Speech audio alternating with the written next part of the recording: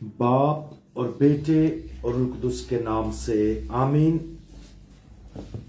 आज हम मुकद्दस यूहन्ना की अंजील उसका पहला बाब और उसकी आयात 38 और 39 पर ध्यान ज्ञान करेंगे।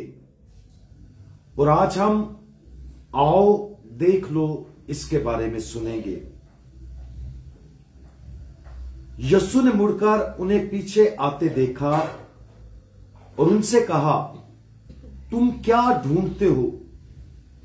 उन्होंने उससे कहा कि रब्बी यानी मुतरज्जम आए उस्ताद, तू कहां रहता है?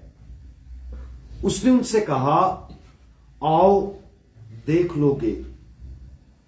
बस वो आए और जहां वो रहता था देखा और उस रोज उसके साथ रहे। यह कितना दिलचस्प तबादला था। इंद्रियास यूहन्ना इस तबागी के 2 शागिर्दों में से एक था जिन्होंने यूहन्ना को यह कहते हुए सुना कि यीशु खुदा का बर्रा है।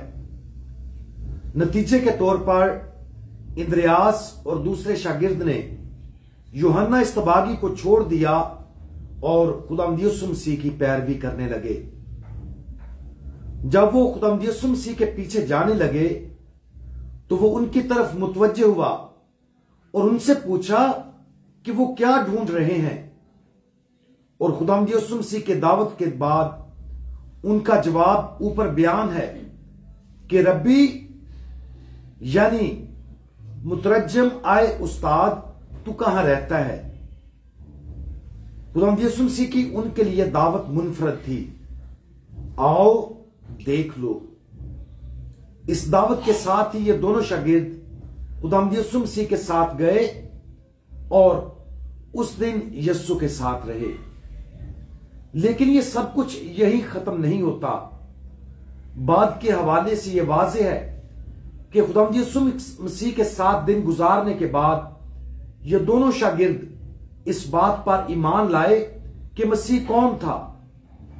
बाद के हवाला में इंद्रियास अपने भाई शमौन पतरस के पास जाता है और उसे बताता है कि हमने अल मसीह पा लिया है।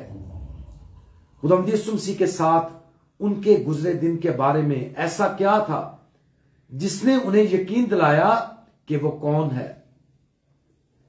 अगरचे खुदावंद यीशु मसीह के साथ उनके क़याम की तफसीलात अंजील मुकद्दस में शामिल नहीं है, लेकिन यह वाज़ेह लगता है कि सिर्फ खुदावंद यीशु मसीह के साथ होना ही उन शागिर्दों की जरूरत है।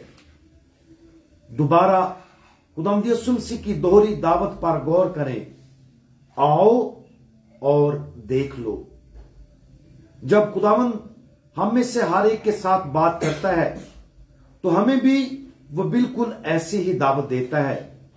सबसे पहले वो हमें अपने पास आने की दावत देगा। हमें उस जगह आना है जहां खुदावंद यीशु मसीह ठहरे हुए हैं। वो कहां है? वो दुआ की जगह पर मौजूद है। हमें खुदावंद यीशु मसीह की उसके पास आने की दावत को जाती दुआ के अंदरूनी सफर के जरिए सुनना चाहिए। वो हमें दावत देता है कि हम सिर्फ उसकी इलाही मौजूदगी में मौजूद हों, और जब हम उसके साथ मौजूद होंगे फिर हम अपनी रूह की गहराइयों में अपने खुदावंद के साथ आराम करेंगे। जब हम उसके पास आते और उसकी मौजूदगी में उसके साथ आराम करते हैं तो एक और चीज होगी, देख लो। हम उसे देखेंगे, उसे जानेंगे, उससे रूशनास होंगे और उस पर ईमान लाएंगे। सबसे पहले ये उसके कलाम से होता है। बिलाखिर ये एक दाखिली इल्हाम के जरिए होता है जिसे हम सिर्फ दुआ में ही हासिल कर सकते हैं। आज इस नरम दावत पर गौर करें जो खुदावंद यीशु मसीह ने उन शागिर्दों को दी थी। उन अल्फाज पर ऐसे गौर करें जैसे ये हमसे ही बोले गए हैं। शुरू में सिर्फ लफ्ज आओ पर गौर करने में वक्त गुजारें, उसे अपनी रूह में दाखिल होने दें। इन अल्फाज को अपनी जात का हिस्सा बनने दें। जान लें कि यह खुदावंद यीशु की तरफ से एक हकीकी और मोहब्बत भरी दावत है।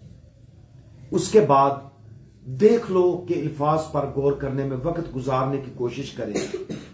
यह क्या है जो खुदा हमें दिखाना चाहता है? ईमान की कौन सी जाती वही खुदा हमें अता करना चाहता है? आओ देख लो। इन अल्फाज को अपनी जिंदगी बदलने की इजाजत दें, उसी तरह जिस तरह इन अल्फाज ने खुदावंद यीशु मसीह के पहले शागिर्दों की जिंदगियों को बदल कर रख दिया था। खुदावंद आप हमें अपने पास आने, साथ रहने और अपनी इलाही मौजूदगी में बैठने की दावत देते रहते हैं। बराए करम अपनी मोहब्बत की इस नरम दावत को सुनने में हमारी मदद फरमाएं।